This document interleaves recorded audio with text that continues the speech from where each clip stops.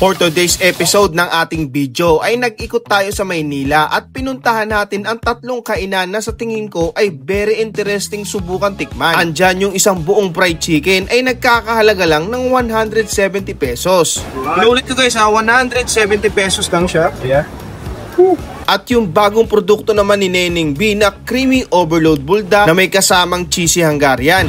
Alam ko yun ito na po yung bulldog with sausage niyo po. For only 150 pesos lang po. At yung bago sa market na sila pa lang daw yung unang may tinda dito sa may Kamaynilaan. At ito nga yung beef po. Isa po itong Vietnamese soup na may noodles at laman ng baka na may ibang klaseng pampalasa. So ito na guys, tikman na natin itong viral na 170 pesos na whole chicken.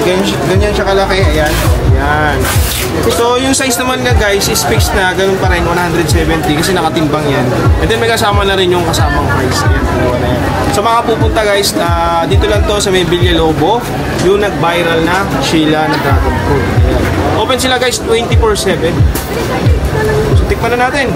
Guys, 170 pesos na buong manok. Ayan. Yung kasamang rice. Tikman natin.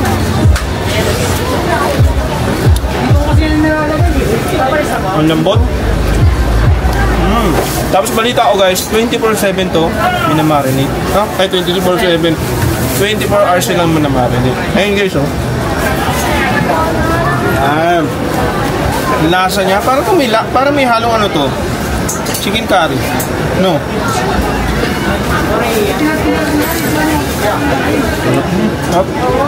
Fresh siya guys ha. Kasi galing to sa farm. Gravy.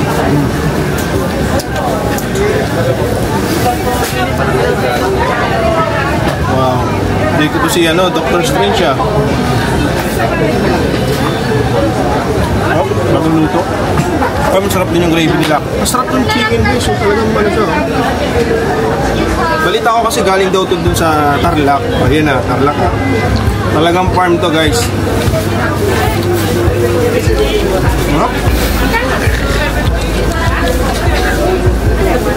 Pa. Yan o, tanggal agad guys. So malalaman mo naman siya kung fresh chicken siya o kaya frozen.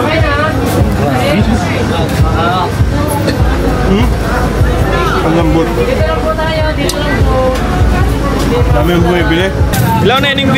Hello po, magandang gabi po. Anong bago? Bulldog po. Bulldog? Kenny po, sausage. Yung pumuputok po. Anong kakaiba dyan?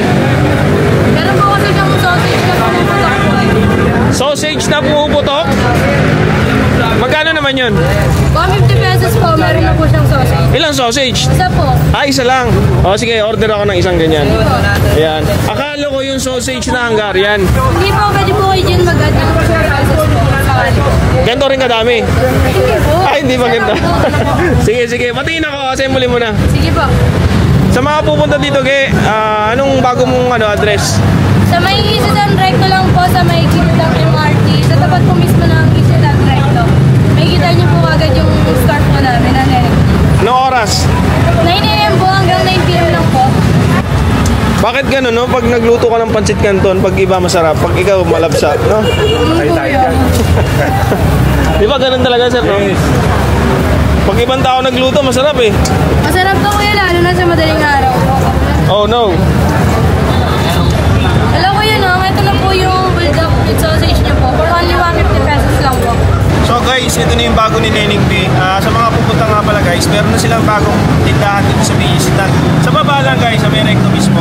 Tapos open naman sila dito araw-araw. So guys, yung binili ko sa kanila ay ito, yung bulldog. So yung bulldog, pare-pares lang naman lasa niyan. Kaso sa kanya, may double cheese. May cheese na sauce, saka yung cheese na yung ito. Ayan. And then, meron siyang nilagay na sausage. Sausage na may cheese daw sa loob ko. And then 150 pesos naman ko lahat. So tingnan natin. Ito yung bago dito eh. Kamay na natin yan. May cheese daw to sa loob eh. Ayun, may cheese nga siya. Daming cheese oh.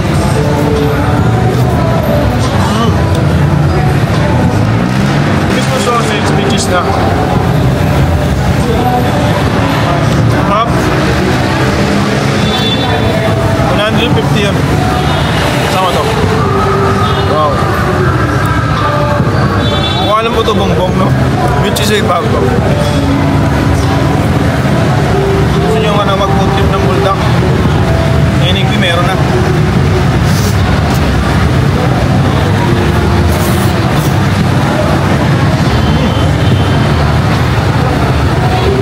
Doon po.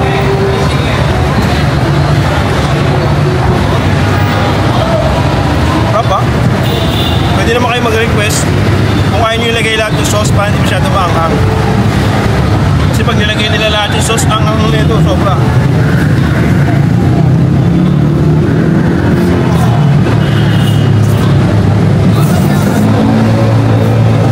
Meron pa rin naman yung hotdog sandwich niya, meron pa rin siya. Nadagdag lang to. Meeting Milo pa rin, ayan.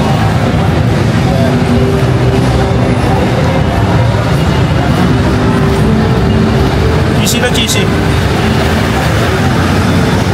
Kasi medyo maanghang. Naparami na lagay si Neneng di kanina.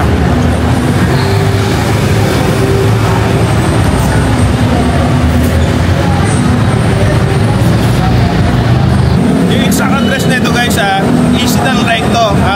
Sa may kanto ng Evangelista Street. Recto. Yung mismong Recto na Isitan. Yung mismong Isitan Recto. Hello po, masarap po ba dito, sir? Masarap ang inasal niya. Ayan. Hello, sir. Magandang hapon po. O, gabi. Maganda pa magpaalang gabi, master. Ayan, sir. Ano bang marirecommend mo sa akin dito ngayon, sir? Siguro itong one of our bestseller, yung sizzling atay balunan. Yan, sige, sir. Ano pa? May napansin ako dun, sir, yung beef po. Ano ba yun? Ano bang ano yun? Ano yun, nag-originate yun sa, ang origin yun sa Thailand talaga. Inobia lang na. Sige, sir. Saka parang kayo pa lang ata yung nagtitinda na yun dito, Sabi nila, parang Sige, sir. Tikman ko na yan, sir. Saka yung ano mo? sizzling atay balunan. Sizzling atay balunan. Ayan. Magkano po yung ganyan, sir? Bali, ito, 120. 120 with rice na po yan. Ayun. So, atay siya, sir, ng ano po? Ng baboy. Atay ng baka. Baka. Baka. Sorry. Atay balunan ng manok. Manok. Ayun. So, sir, sa mga dadayo dito, gustong tikman niyang atay balunan mo ng sizzling. Anong address mo, sir? Saka anong oras ka nag-open? Dito kami sa Evangelista Corner Restaurant sa Quiapo, Manila. Bali ang landmark natin, Isitan, QQ Mall, kaya yung kaliwa natin, Raon. Pangalan, sir, ng tindahan mo, sir? Sizzling Boss po. Nag-open kami nag-cater kami ng 5:30 onwards. Ayan. Ang dami mong tinda dito, sir, So, sir, sa mga first time na dadayo dito, ano yung marirecommend mo sa kanila kagad? Yung beef po. Beef po talaga? Bihira daw dito yun Parang hindi ko alam kung tama kung kami yung nagtinda dito na first time na. Ayan, sige, sir. Ayan na siya, sir. Ayan na. May kasama na palang rice. Ayan. Parang ang bango, sir, Ayan na. Ay, request din. Pwede natin lagyan ng gravy. Pwede lagyan ng gravy. Pwede lagyan ng gravy or garlic mayo. Ito, meron kaming customer na talagang bayo na bali dito na pinapalagyan niya lagi ng garlic mayo. Try niya na lang. Sige, sir. Yun, atay balunan na may garlic mayo. Sir, ito na. Sorry, sir, magkano nga pala ulit ito, sir? Bali, 120 po yan. 120. Atay balunan. Yung sauce natin by choice. By choice po. Sige, sir. Tapos yung ano na lang po, yung beef po. Beef po. So guys, nandito tayo sa may Sizzling Boss by Sir Digman. Kung pupunta tayo guys, located sila dito mismo sa may kahabaan ng Evangelista Corner Esperanza. Tapos open naman sila dito simula 5:30 PM hanggang alas 12 o hanggang alauna ng madaling araw. So dito guys, sa lamesa natin, meron tayong 4 na in order. Yung mga best seller nila. Itong sizzling liempo na chinap-chap na. And then sizzling shrimp teriyaki panis. Ngayon lang ako nakita ng ganito. At ito guys, kakaiba rin to. Ang bango nito sa personal kung maaamoy nyo. Itong sizzling atay balon-balunan. Yung sauce na nilagay dito guys is by choice. Pero ito kasi nirecommend sa atin ni Sir. Itong garlic mayo. Ayan. Sa mga nagtatanong guys, 120 bawat isa niyan. Pero itong beef po is 140. Yan. First time ko lang makakatikim nito. Parang sila lang ata nagtitinda nito, no? Sa Quiapo. Meron siyang toge. So mamaya tikman natin yan. Unahin muna natin itong Ito lang titikman na natin kasi sa mga kasama natin yun. Ikaw, tikman na natin itong sizzling atay balon-balonan. Manok nga pala to.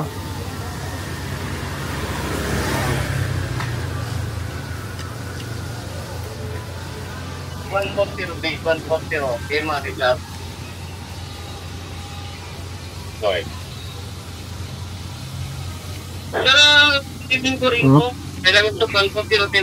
Hindi siya masyado maalat. Tamang-tama lang. May konting asin. Kasi nilagyan siya ng garlic na mayo. Nag-balance siya. Ang sarap niya pag mainit pa. Pagka-serve. Hot mo. Yan ang paborito ko tayo beef Thai food. Kaya pala bestseller to. Ano, adobo. Sabi ko adobo ng gano. Kaya pala siya bestseller. Sabi, ang lasa niya.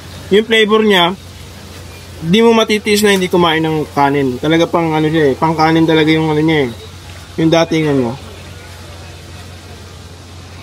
Ayun o. Mapapakanin ka talaga pag ganito yung ulam eh.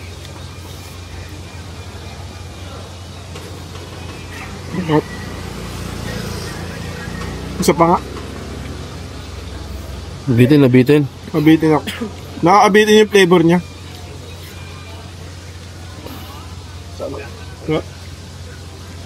Next naman itong beef po. Ito wow. Parang siya may cinnamon bar sa may star anise. Tapos bandang dulo may malalasang kang mais at yung toge. Ganon yung flavor niya na naghalo-halo. Na maninamnam talaga. Wow. Na-rich ng flavor nito compare sa bulalo. Kasi yung bulalo malalasa mo lang minsan na iso o yung baka. Dito ang dami yung flavor.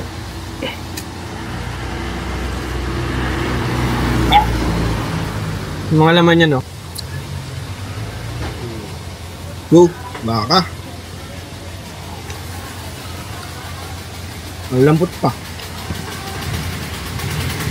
So, kaka 3 months lang ata nila. So, bagong-bagong putripan lang to guys. So, kung naghahanap kayo ng bagong putripan, gusto nyo makatikim ng ganito, nulit ko, sizzling teriyaki, sizzling, shrimp teriyaki, yempo, saka itong ano, sizzling ano, pork balon-balonan. Adobong atay. Adobong atay na sizzling, saka ito. Tayo na kayo dito guys sa may sizzling box. Ayan.